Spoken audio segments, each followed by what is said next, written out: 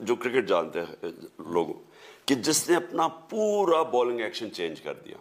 یہ بڑا مشکل, شاید ہی کوئی بولر ہے جو یہ کر کیا. خیر میرے جس لیول پہ میں پہنچا تھا اس لیول پہ تو نہیں کیا, کیونکہ آپ کا ایک نیچرل بولنگ ایکشن ہوتا ہے. میرا جو بولنگ ایکشن تھا وہ جو میں بننا چاہتا تھا نا, وہ بولنگ ایکشن رکاوٹ بن گیا بیچ میں.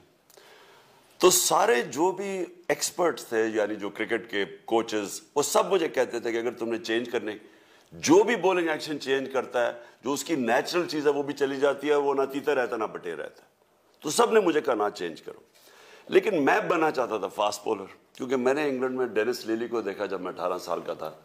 اس کو میں نے بولنگ کرتے دیکھا, وہ پہلی دفعہ ہم نے تیز بولر دیکھا, یہاں تو کوئی تیز بولر نہیں تھے. تو جب میں نے اس کو بولنگ کرتے دیکھا نا, تو میں نے کہا میں یہ بننا چاہتا ہوں. اب وہ جو میرا بولنگ ایکشن تھا وہ اس کے ذریعے میں بن نہیں سکتا تھا. میں ذرا ٹیکٹیکل چیز آسان لوگوں کے لیے بتا رہا ہوں کہ وہ ایک رکاوٹ تھی. تو میں نے 4 سال لگائے, یعنی 4 سال مجھے لگے مکمل طور پہ چینج کیا بولنگ ایکشن میں, تیز بولر بننے کے لیے, اور بنا.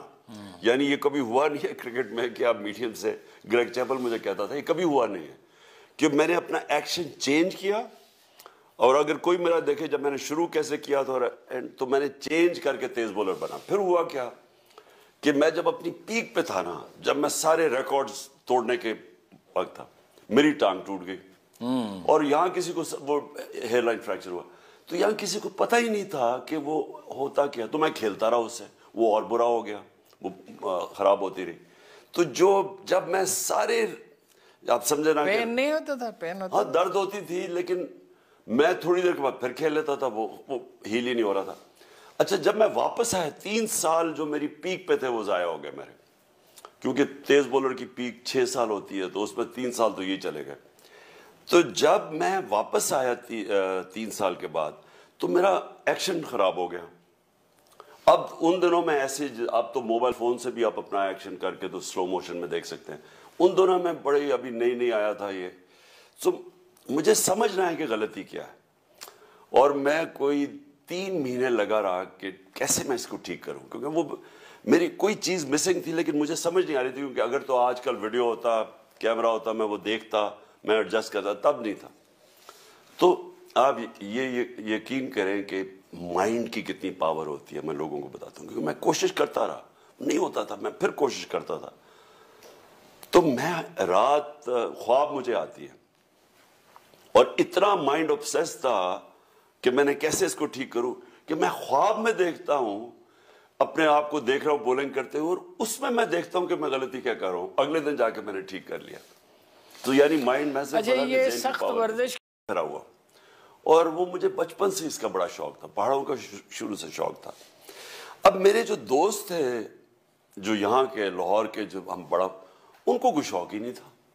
تو جو میرے ادھر کے دوست تھے, کیونکہ میں انگلینڈ کے دوست تھے, انہوں نے کئی تصویریں دیکھی, ان کو بڑا شوق تھا. تو وہ آیا کرتے تھے میرے, یعنی میں جب جاتا تھا تو وہ مجھے کہتے تھے کہ ہمیں ساتھ لے جاؤ. تو باہر سے میرے انگلینڈ سے آتے تھے. تو مجھے یاد ہے ایک دفعہ میں یہی اوپر استور ایک بڑی خوبصورت جگہ پر گلگت بلتستان میں, تو میں ادھر تھا. تو ادھر لوگ کرکٹ کی وجہ سے مجھے جانتے تھے, تو وہ جمع ہو گئے. تو میں نے پہلی دفعہ دیکھا کہ میں اب پہنی ہوئی ہے جینز اور ولیتی کپڑے, جو کہ میرے گیسٹ نے بھی پہنے ہوئے ہیں, اور وہ جو عام لوگ ہیں, جو ہمارے لوگ ہیں, انہوں نے شلوار قمیض پہنی ہوئی ہے. میں نے یہ بلوچستان بھی جائے نا, وہاں بھی احساس ہوتا ہے, وہاں آدمی نہیں پھر پتلون پہن سکتا. میں نے نہیں, سارے قبائلی علاقے میں چلے جائیں, زیادہ تر بلوچستان میں, پختونخوا کے علاقوں میں چلے جائیں, ساری جگہ. تو میں نے سوچا کہ یہ ادھر سے سوچنا شروع کیا کہ میں کیوں ان کی طرح ہوں, میں پاکستان کا, اور میں نے کپڑے ان کے پہنے ہوئے ہیں. ادھر سے میں نے پھر سوچا, اور پھر میں نے اپنے ذہن میں سارا دیا کہ یہ ایک ہمارا غلامی کا انگریزوں نے ہمارے اندر چھوڑ کے چلے گئے. کیونکہ میں نے پھر ہسٹری بھی اسٹڈی کی نا, ہسٹری کے اندر انگریزوں نے کیا کیا. اب انگریز حکومت کیسے کیا, کوئی 4-5 انگریز تھے 40 کروڑ لوگوں پہ, کیسے حکومت کی, احساس کمتری ڈالی.